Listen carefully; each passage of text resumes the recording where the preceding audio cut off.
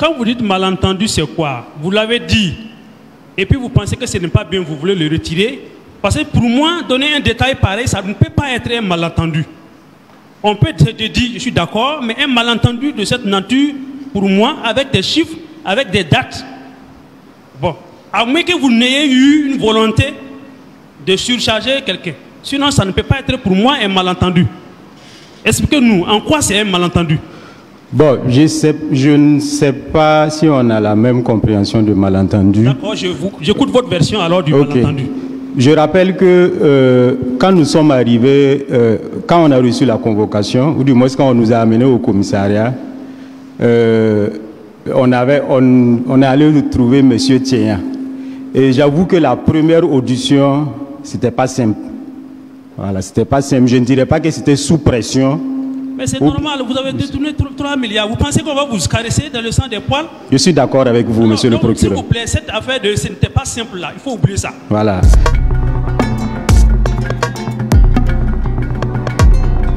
Monsieur le Président, merci. Permettez-moi déjà de commencer avec Mme Tarapaga, en confrontation bien entendu avec monsieur Konanté Zoul Kofli. Oui.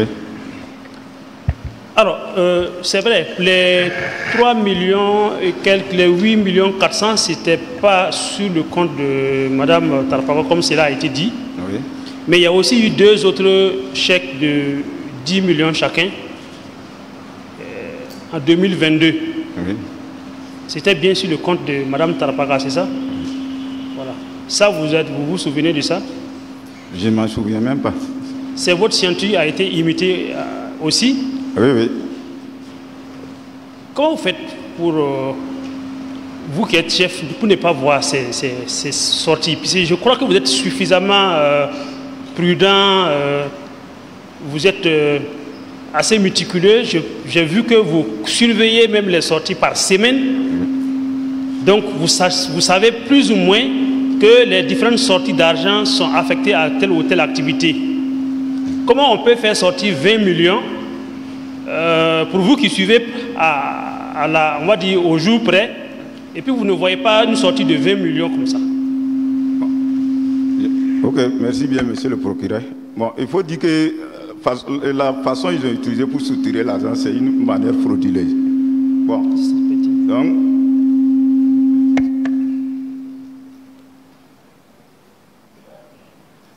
hein,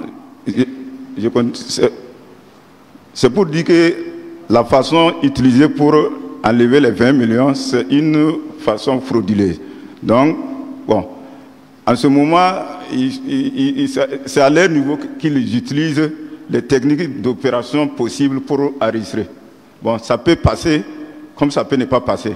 C'est ce que je venais de dire aussi. Ça coïncidait aussi que je devais quitter le ministère. Bon, comme je devais partir, je n'étais plus aussi...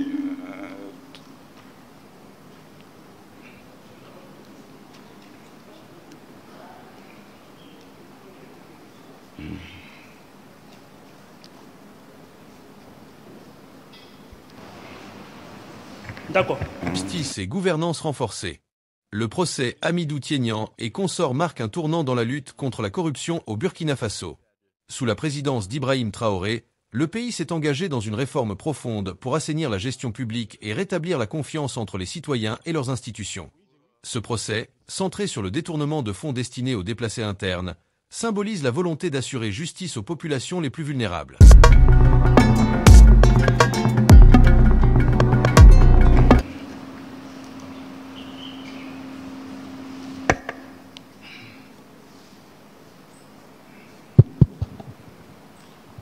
D'accord. Alors, je voudrais aussi revenir, Madame Tarapaga, merci, asseyez-vous, à Monsieur Ouedraogo Salifou. Alors, votre DAF, Monsieur Konanté Zoul Kofli, nie avoir, d'une manière ou d'une autre, participé à une activité, on va dire, anormale de partage d'argent issu du chèque que vous avez touché. Pourtant, vous avez, M. Ouedraogo Salifou, vous avez été auditionné en enquête de police. Et j'imagine que vous vous souvenez, mais je vais quand même juste relire pour ceux qui ont un peu oublié. ces aspects-là. Alors, vous dites, en 2021, avec l'accord du DAF, le sieur Konanté Zul Kofli, nous avons commencé à faire des augmentations sur les chèques en plus des besoins réels du SP qu'on a su. Un montant que le DAF disait vouloir utiliser pour certaines dépenses du ministère qui ne pouvaient pas être exécutées ailleurs. Et c'est dans ce montant supplémentaire que l'ensemble de l'équipe, à savoir le DAF Konanté Zul Kofli, Tenya Amidou et moi-même percevions un montant minimum de 500 000 francs à chaque fois qu'il y a un appui en frais de manutention. C'est ce que vous avez dit. Et vous ajoutez, en 2022, en plus de ce qu'il y a, depuis ce qu'on prenait, le nommé Tenya Amidou me proposait au moins 2 chèques de 5 millions de francs CFA pour partage. Monsieur Ouedraogo,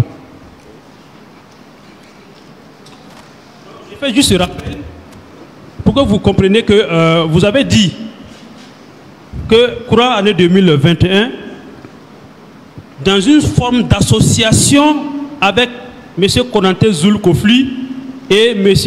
Tenya Amidou, vous aviez décidé volontairement d'augmenter le nombre de chèques que vous perceviez et vous partagez. Est-ce que vous confirmez ces propos? Je ne confirme pas. Vous ne confirmez pas? Je ne confirme pas parce que c'est ce que j'ai relevé la dernière fois. Okay. C'était un malentendu auquel j'ai demandé de rectifier au niveau de l'enquête préliminaire. Et on m'avait assuré qu'on avait besoin des PV rapidement pour le procureur. Que pour les prochaines auditions, je rappelle que nous avons été auditionnés par plusieurs personnes au commissariat. Quand vous dites malentendu, c'est quoi? Vous l'avez dit, et puis vous pensez que ce n'est pas bien, vous voulez le retirer. Parce que pour moi, donner un détail pareil, ça ne peut pas être un malentendu. On peut te dire, je suis d'accord, mais un malentendu de cette nature, pour moi, avec des chiffres, avec des dates, bon, à moins que vous n'ayez eu une volonté de surcharger quelqu'un. Sinon, ça ne peut pas être pour moi un malentendu. Expliquez-nous, en quoi c'est un malentendu?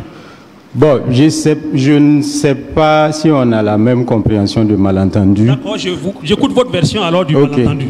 Je rappelle que quand nous sommes arrivés, quand on a reçu la convocation, ou du moins quand on nous a amenés au commissariat, on est allé trouver M. Tenya. Et j'avoue que la première audition, c'était pas simple. Voilà, c'était pas simple. Je ne dirais pas que c'était sous pression. Mais c'est normal, vous avez détourné 3 milliards. Vous pensez qu'on va vous caresser dans le sang des poils? Je suis d'accord avec vous, monsieur le procureur. S'il vous plaît, cette affaire ce n'était pas simple là. Il faut oublier ça. Voilà.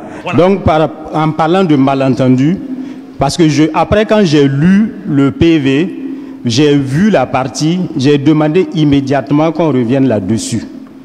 Voilà pourquoi j'ai dit que c'était un malentendu. Je reviens encore sur ce point précis. Vous ne pouvez pas avoir dit ça avec ces détails-là et dire par la suite que c'était malentendu. Si vous voulez vous dédire, parce que vous avez trop dit, on est d'accord, mais ne dites pas que c'est malentendu. Bon, en tout cas, j'ai demandé à ce qu'on revienne là-dessus. Vous êtes en train de vous dire, vous supprimez une partie de la vérité. C'est votre droit. Mais sache que c'est une partie de la vérité que vous voulez retrancher. Mais ne dites pas que c'est un malentendu. Un malentendu, c'est ce que je vous ai dit de manière malencontreuse. Un lapsus en quelque sorte. Ici, ce n'est pas le cas. En tout cas, quand j'ai lu la partie, j'ai demandé à ce qu'on revienne là-dessus et on m'avait assuré qu'il n'y avait pas de souci parce qu'on devait envoyer rapidement les PV. D'accord, voilà. C'est bon. Monsieur Konanté, Zul Kofli, est-ce que vous avez, vous, en tant que DAF, courant année 2021 ou 2022, oui, participé à une activité pareille? Une activité? Une activité où vous ajoutez des chèques supplémentaires pour subvenir aux dépenses du ministère qui ne pouvaient pas être prises en charge sur d'autres comptes? Non, non, non. Jamais? J'ai jamais participé. Jamais du tout? Oui, oui. Donc les 500 000 francs que vous partagez en son temps, enfin que chacun gagnait en son temps, ça c'est... J'ai jamais reçu 500 000 francs. J'ai jamais partagé 500 000 avec quelqu'un. Vous avez promis quoi à monsieur Ouedraogo pour qu'il se dédie concernant? Hein? Vous avez promis quoi, M. Ouedraogo, pour qu'il se dédise vous concernant? Non, j'ai été auditionné, j'ai dit que je n'ai jamais participé. Moi, je n'ai pas une autre chose. D'accord. Vous n'avez pas participé à une activité? Jamais. Jamais. Oui, oui. Ni avec M. Ouedraogo, ni avec Tcheyan. Oui, oui. Vous n'avez jamais rien eu de votre passage? J'ai jamais rien eu. Rien du tout? Oui, oui. Qu'est-ce qui se passe? Vous êtes là et puis vos subordonnés bouffent l'argent autour de vous, vous n'y voyez rien. Vous n'êtes pas intéressé ou bien c'est... Et puis les questions, M. le Président. Merci, Monsieur le procureur. Oui, le ministère public aimerait continuer avec les questions. Excusez. Allez-y rapidement, s'il vous plaît. Merci, Monsieur le Président. Alors, Monsieur Zouloukofli, Oui.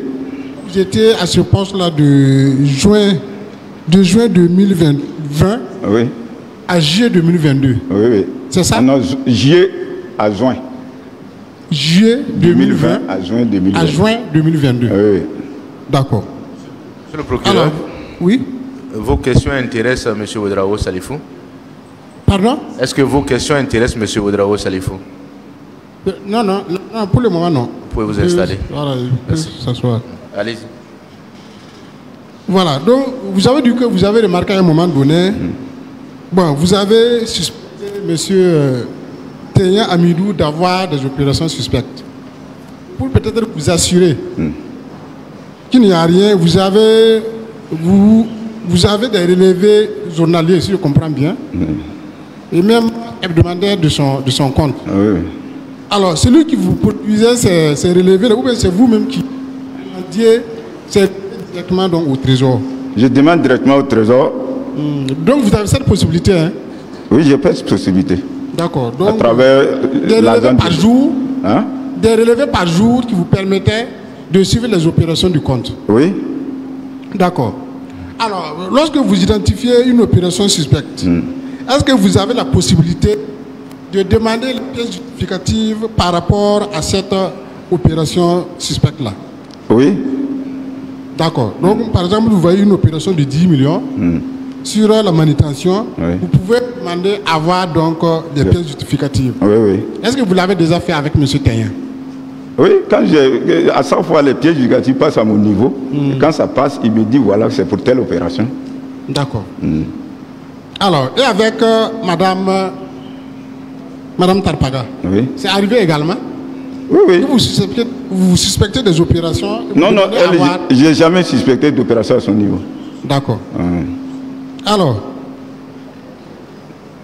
Alors, monsieur Ouedraogo